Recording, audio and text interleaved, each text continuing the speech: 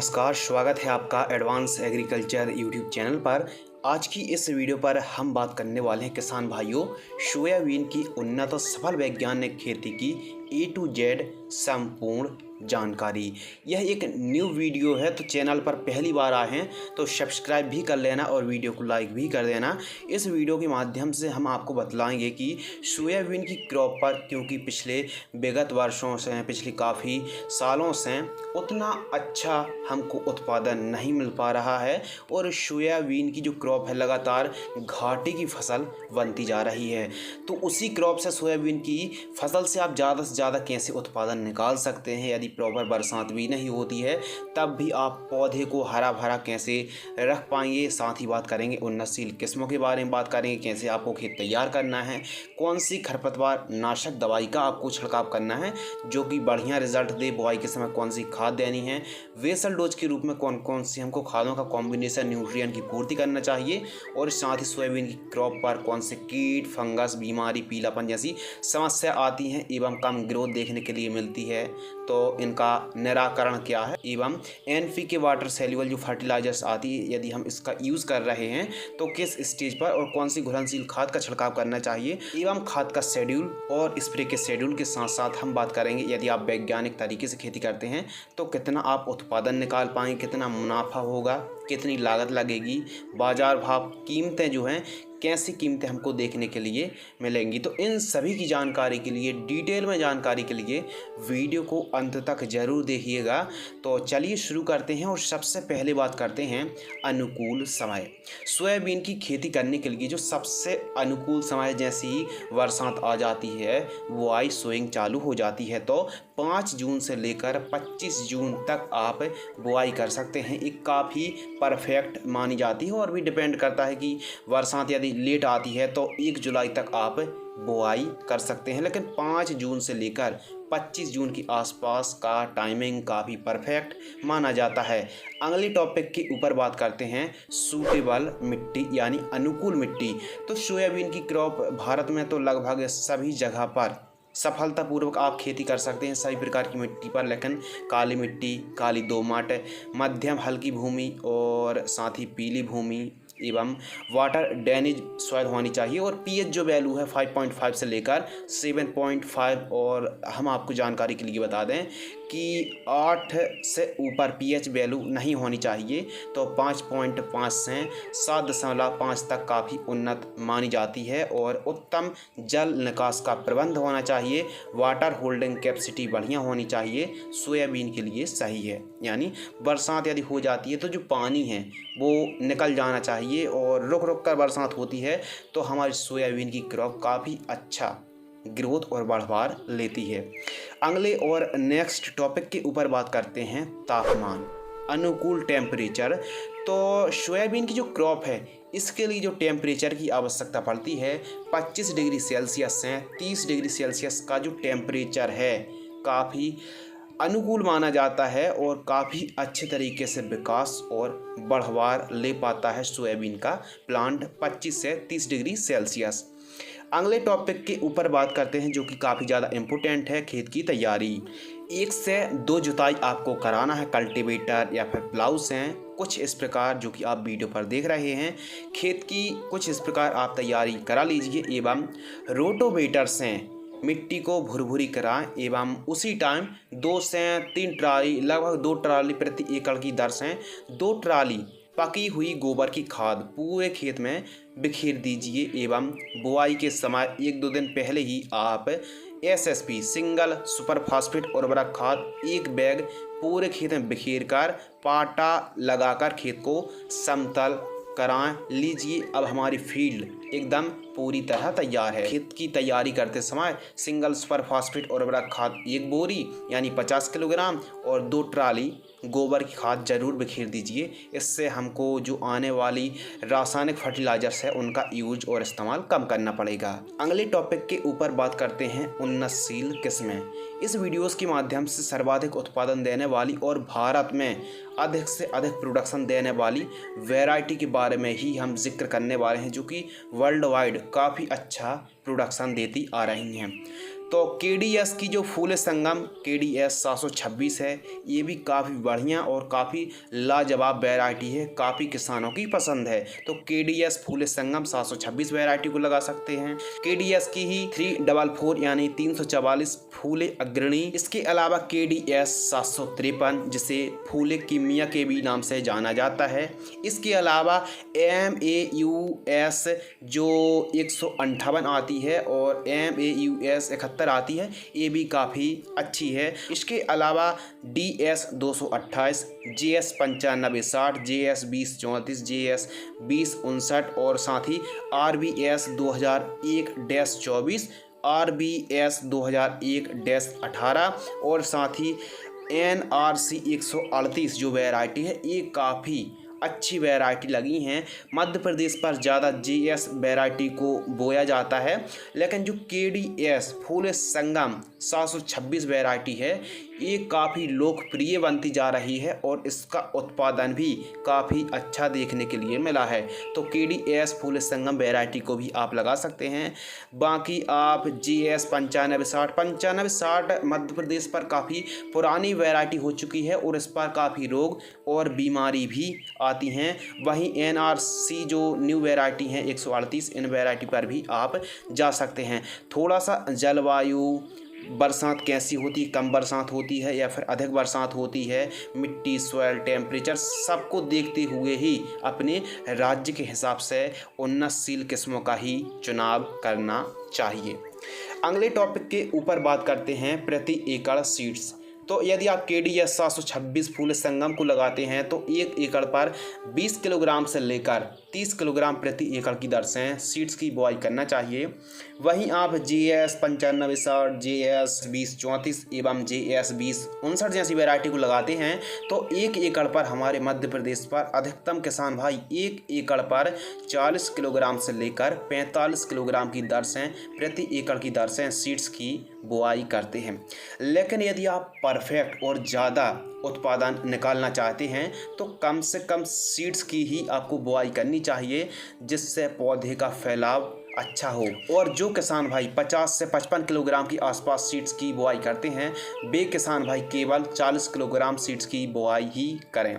अगले टॉपिक के ऊपर बात करते हैं बीज उपचार, जो कि काफ़ी ज़्यादा इम्पोर्टेंट, महत्वपूर्ण और अनिवार्य है। तो बीज उपचार आपको ज़रूर करना चाहिए। यदि आप प्रोफेशनल तरीके से बीजों को उपचारित करना चाहते हैं, रिजल्ट भी देखना चाहते हैं, तो एवरगोल आती है, एवरगोल एक्सटेंशन, 1 किलोग्राम बीजों को 1 ml की दर से आप बीजों को उपचार कर सकते हैं। या फिर BASF कंपनी की झेलोरा फंगिसाइड 1 किलोग्राम बीजों को 2 ml की दर से बीज उपचार कर लीजिए। यानी एवरगोल एक्सटेंशन या फिर BASF कंपनी की झेलोरा, दो में से किसी भी एक का आपको प्रयोग करना है। उसके बाद आपने देखा होगा कि आगे चलकर स्टेम फ्लाई आती है, तो उसके लिए हमको एक कीटनाशक से भी बीजों को उपचारित करना होगा। जैसे UPL कंपनी की रेनो आती है जिसमें थाइमेथॉक्सोम है, तो 1 किलोग्राम बीजों को 2 ml की दर से रेनो से बीजों को उपचार करना है। सबसे पहले एवरगोल या फिर झेलोरा से बीजों को उपचार कर लीजिए, फिर उसके बाद रेनो से बीजों को उपचारित कर लीजिए, उसके बाद ही आपको बुआई करनी चाहिए। अगले टॉपिक के ऊपर बात करते हैं बुआई के समय खाद।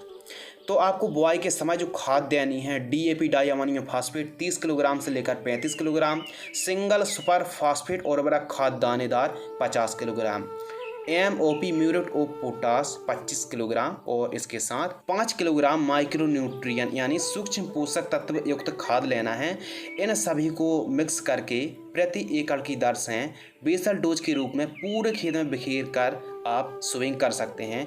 बीजों के साथ खादों को ना मिलाएं। आपने अक्सर देखा होगा कि यदि आप सीड्स के साथ DAP को मिलाते हैं तो गलन की समस्या आती है, तो इसलिए बीजों के साथ आप DAP और खादों को ना मिलाएं। इसलिए आप पहले खादों को दे दीजिए और फिर उसके बाद सीड्रिल मेथड से आप बुआई कर सकते हैं। अगले टॉपिक के ऊपर बात करते हैं बुआई के समय सावधानी। तो जब मानसून आ जाए हमको तब बुआई करनी चाहिए। पर्याप्त मात्रा पर नमी हो तब हमको सोइंग और बुआई करनी चाहिए।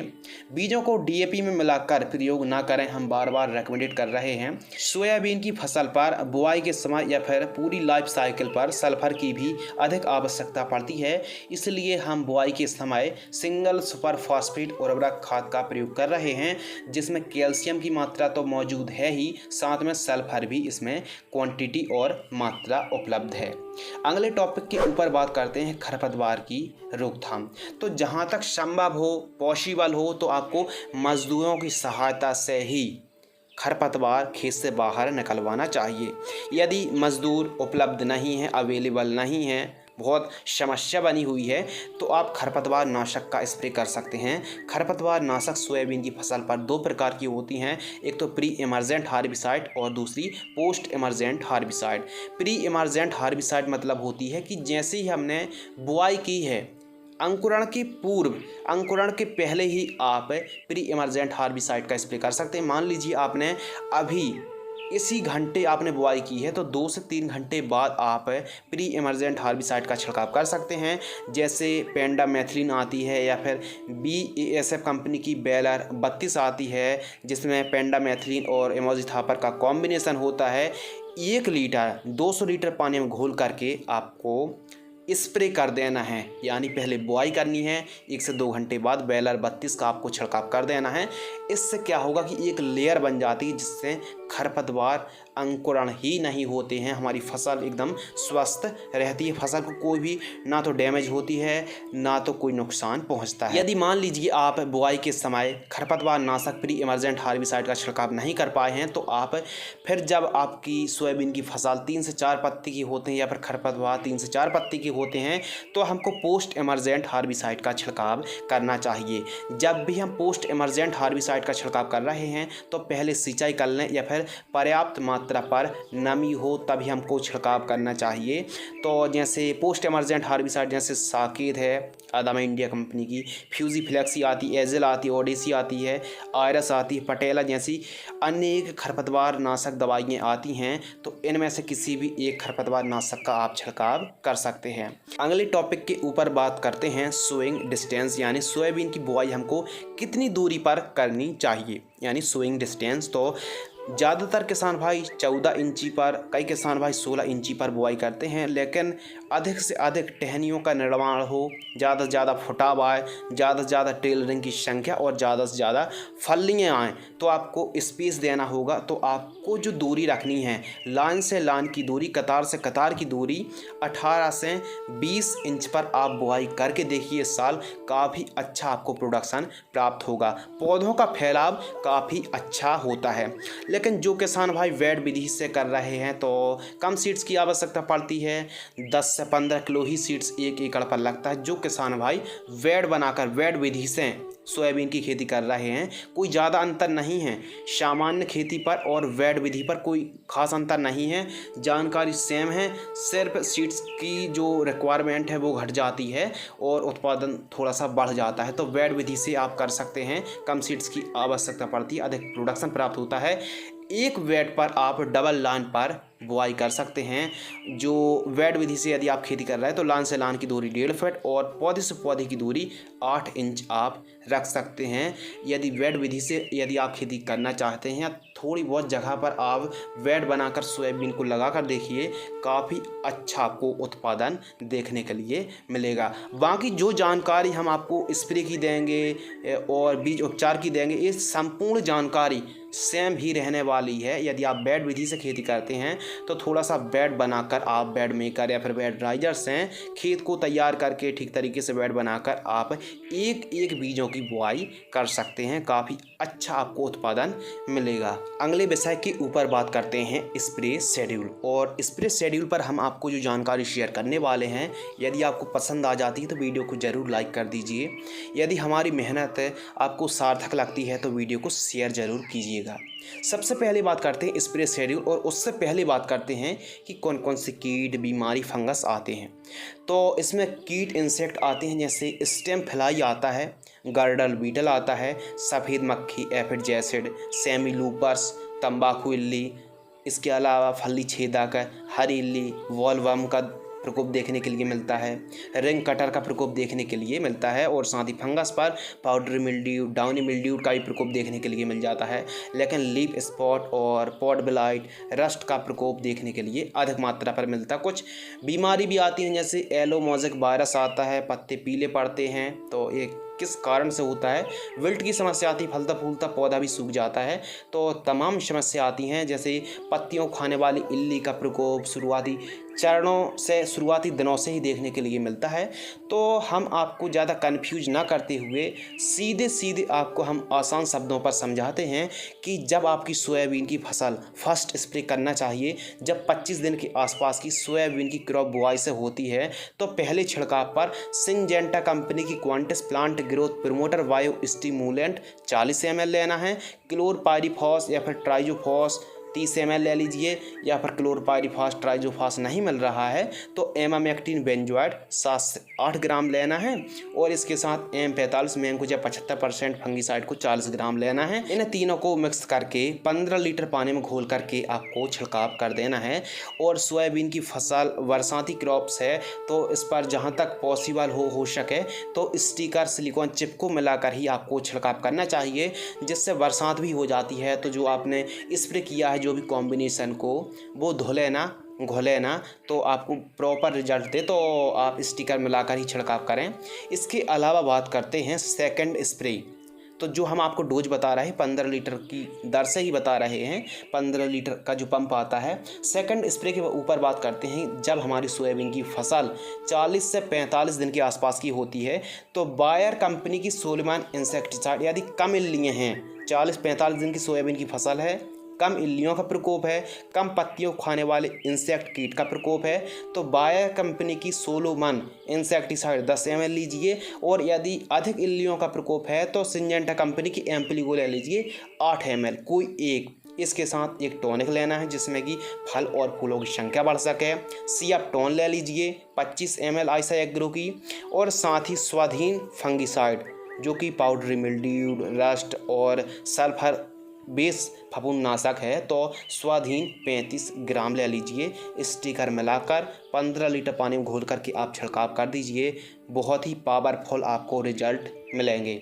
थर्ड स्प्रे के ऊपर बात करते हैं, तो जैसे ही हमारी सोयाबीन की फसल 60 से 65 दिन के आसपास की होती है तो कोराजन 6 ml, रोको फंगीसाइड 40 ग्राम 15 लीटर पानी में घोल करके आप छिड़काव कर सकते हैं। यदि आपको लग रहा है कि सोयाबीन की क्रॉप 60-65 दिन की हुई है, एकदम बढ़वार हो रही है, फल फूल कम आ रहे हैं, या फिर जो बढ़वार है अनचाही अनवांटेड बढ़वार बस हो रही है, तो प्लांट ग्रोथ रेगुलेटर का भी छिड़काव कर सकते हैं। प्लानोफिक्स या फिर टाबुली 60-65 दिन थर्ड स्प्रे पर आप 4 से 5 ml की दर से टाबुली या फिर प्लानोफिक्स का स्प्रे करते हैं तो अनचाही वृद्धि नहीं होगी, फूल और फलियों की संख्या में वृद्धि होगी।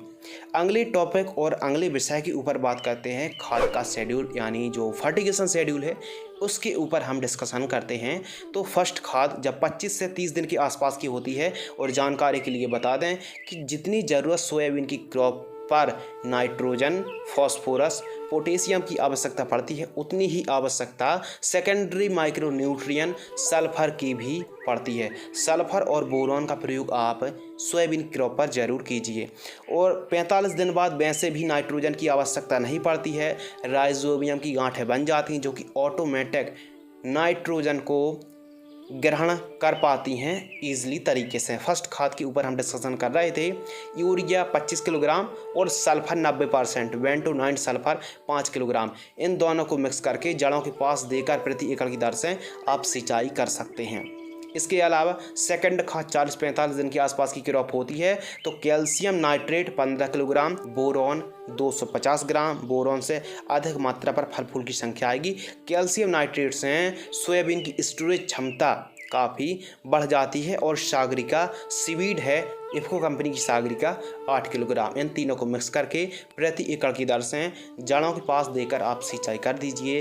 केवल यह 2 खादों की आवश्यकता है। यदि आप इस प्रकार स्प्रे और इस प्रकार खादों को सोयाबीन की क्रॉप पर देते हैं और जो भी आप न्यूट्रिएंट पोषक तत्वों की पूर्ति कर रहे हैं आवश्यकता अनुसार ही आपको करना चाहिए। यदि आपकी फसल डिमांड कर रही है तो यूरिया की क्वांटिटी बढ़ा भी सकते हैं, और यदि आपकी फसल हरी भरी है तो यूरिया और अन्य न्यूट्रिएंट की क्वांटिटी घटा भी सकते हैं। यदि आपको यह नॉलेज आ गया तो काफ़ी हद तक आप कृषि क्षेत्र पर कम लागत पर ज़्यादा मुनाफा निकाल पाएंगे।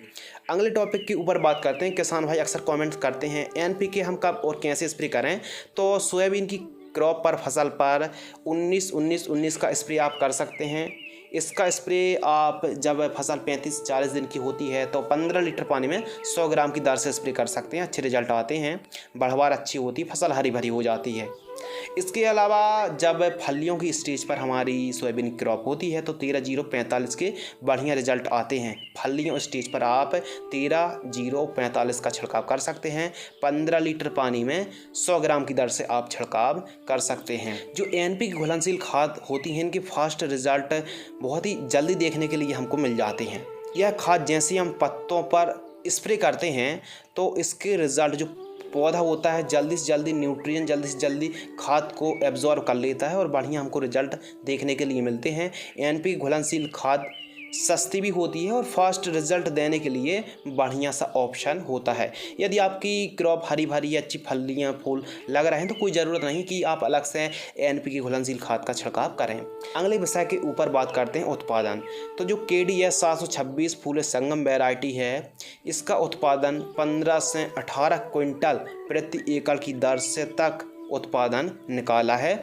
और औसत जो अन्य वैरायटी हैं तो यदि आप ठीक तरीके से खेती करते हैं तो 12 से 14 क्विंटल प्रति एकड़ की दर से उत्पादन आप निकाल सकते हैं।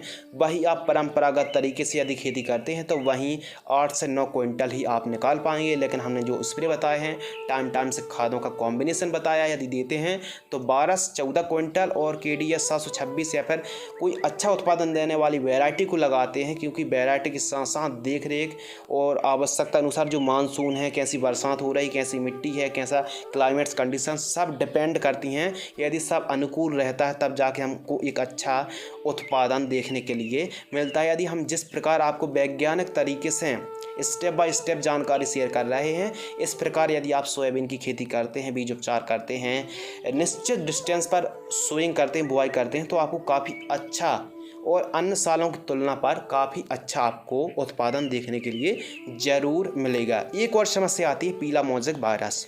तो पीला मोज़ेक वायरस इसके लिए तो आपको सबसे पहले रेजिस्टेंस वैरायटी का ही चुनाव आपको करना चाहिए।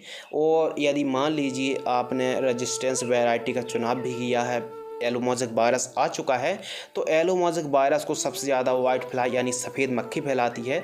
तो सफ़ेद मक्खी के आपको स्प्रे लेने होंगे। तो सफ़ेद मक्खी के लिए आप एसिटामिप्रिड 20% को स्प्रे कर सकते हैं। 15 लीटर पानी में 8 ग्राम की दर से एसिटामिप्रिड को छिड़काव कर सकते हैं सफ़ेद मक्खी के लिए। सफ़ेद मक्खी को आप रोक पाएंगे तो येलो मोज़ेक वायरस को भी आप कंट्रोल कर पाएंगे। अगले टॉपिक के ऊपर बात करते हैं बाज़ार भाव कीमतें। तो सोयाबीन की जो कीमतें हैं ये समय के हिसाब से कम और ज़्यादा होती रहती हैं। आपको 1 क्विंटल की जो कीमत है 7,000 रुपये से लेकर 10,000 रुपये के आसपास की आपको कीमत देखने के लिए मिल सकती है। अधिकतम कीमत और भी बढ़ सकती है और मिनिमम मतलब जो कीमतें हैं एकदम फ्लक्चुएट रहती हैं, फ्लेक्सिबल रहती हैं। तो औसत देखा जाए तो 7-8 हज़ार रुपये के आसपास प्रति क्विंटल के आसपास आपको सोयाबीन की कीमतें देखने के लिए मिलती हैं। लागत के ऊपर बात करते हैं कॉस्ट के बारे में। तो 1 एकड़ पर आप सोयाबीन की खेती करते हैं, जिस प्रकार हमने बताया है कि स्टेप बाय स्टेप वैज्ञानिक तरीके से खेती करते हैं, यानी खेत तैयार से लेकर जो आपने खादों का प्रयोग किया है, स्प्रे आपने किए हैं, भाड़ा कितने का जो बीज आया, पूरा एकदम कैलकुलेट देखा जाए तो 15,000 रुपये से लेकर 20,000 रुपये के आसपास 1 एकड़ का खर्च आने वाला है। और यदि आप वही परंपरागत तरीके से खेती करते हैं तो कम लागत पर भी, यदि आप कम लागत लगाते हैं यानी आप देख रेख प्रॉपर नहीं करते हैं तो आपको कम लागत भी लगेगी और कम उत्पादन ही प्राप्त होगा। यदि आपने स्टेप बाय स्टेप फॉलो करते हैं तो आपको जो लागत है 15-20 हज़ार रुपये और मुनाफा भी बढ़ने वाला है आपका। यदि मुनाफा के ऊपर बात करें तो जो मुनाफा है 70,000 रुपये से लेकर 85,000 रुपये के आसपास आप 1 एकड़ से कमा सकते हैं। हैं। शुद्ध लाभ जो है लगभग 60 से 65,000 70,000 रुपये तक आप 1 एकड़ से सोयाबीन की खेती से कमा सकते हैं। यदि हल्का फुल्का रस चूसक कीटों का प्रकोप है तो आप नीम ऑयल का भी छिड़काव कर सकते हैं। यदि सफ़ेद मक्खी का प्रकोप देखने के लिए मिल रहा है तो फिश ऑयल का भी आप सस्ते पर छिड़काव कर सकते हैं। यदि फर्टिगेशन की बात करें तो काफ़ी किफ़ायती जो कॉम्बिनेशन है, जैसे खली आती है, जैसे सरसों की खली है या फिर कई प्रकार की जो खली आती है उसका आप यूज़ कर सकते हैं। वेस्ट डिकम्पोजर का प्रयोग कर सकते हैं। गन्ने का गुड़ का प्रयोग आप कर सकते हैं, सॉइल एप्लीकेशंस हैं। इसके अलावा आप ट्राइकोडर्मा का भी प्रयोग कर सकते हैं। तो यदि आप इन सभी को आवश्यकता अनुसार अनुभव के हिसाब से यदि आप इन सभी का प्रयोग करते हैं तो काफ़ी कम खर्च पर, कम बजट पर भी सोयाबीन की खेती कर सकते हैं। आपको कर्ज करने की कोई भी आवश्यकता नहीं है। जितना आपको बजट है आप उस हिसाब से सोयाबीन की खेती कर सकते हैं। आपको जो लागत लगानी है आवश्यकता अनुसार और अपने अनुभव के हिसाब से ही आपको लागत लगानी चाहिए। डिमांड करती है आपकी फसल की, हमारी फसल पर न्यूट्रिएंट पोषक तत्वों की स्प्रे की आवश्यकता है या फिर नहीं। यदि है तो पहले सस्ते स्प्रे करें, फिर उसके बाद स्टेप बाय स्टेप आवश्यकता अनुसार महंगे टेक्निकल की ओर आप जा सकते हैं। लेकिन शुरुआती दिनों पर, शुरुआती अवस्था पर सस्ते और मध्यम कैटेगरी वाले टेक्निकल्स का कीटनाशक दवाइयों का ही आपको छिड़काव करना चाहिए। तो मैं था आपका होस्ट एंड दोस्त शिव कुमार और आपको हमने सोयाबीन की A to Z संपूर्ण जानकारी एकदम सरल शब्दों पर, आसान शब्दों पर जानकारी शेयर की। यदि आपको यह वीडियो पसंद आती है तो वीडियो को लाइक कर सकते हैं। अधिक जानकारी के लिए आप हमारी वेबसाइट advancedagriculture.in पर भी विजिट कर सकते हैं। और यदि आपने अभी तक टेलीग्राम ग्रुप को ज्वाइन नहीं किया है तो आप टेलीग्राम ग्रुप को भी ज्वाइन कर सकते हैं। तो मिलते कुछ और इसी प्रकार नई नॉलेजेबल और इंटरेस्टिंग जानकारी के साथ। तब तक के लिए धन्यवाद, नमस्कार, जय हिंद।